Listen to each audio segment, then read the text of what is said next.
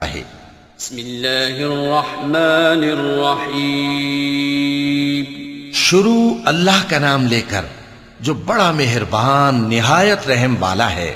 اذا السماء انفطرت واذا الكواكب انتثرت واذا البحار فجرت واذا القبور بعثرت علمت نفس ما قدمت واخرت يا ايها الانسان ما غرك بربك الكريم الذي خلقك فسواك فعدلك في اي صورة ما شاء ركبك كلا بل تكذبون بالدين وإن عليكم لحافظين كراما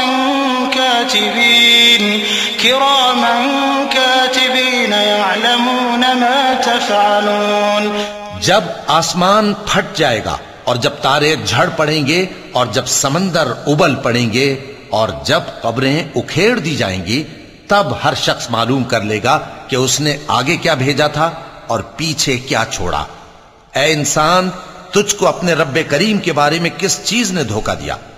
وہی تو ہے جس نے تجھے بنایا، پھر تیرے اعضاء کو درست کیا اور تیری قامت کو معتدل رکھا، جس صورت میں چاہا تجھے جوڑ دیا، مگر افسوس تم لوگ جزا کو جھٹلاتے ہو، حالانکہ تم پر نگہبان مقرر ہیں، یعنی معزز کاتبین، جو کچھ تم کرتے ہو وہ اسے جانتے ہیں۔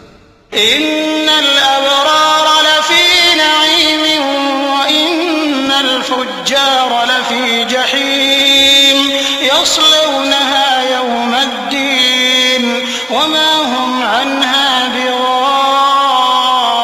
بغائبین وما ادراک ما یوم الدین ثم ما ادراک ما یوم الدین یوم لا تملك نفس لنفس شيئا والأمر يومئذ لله۔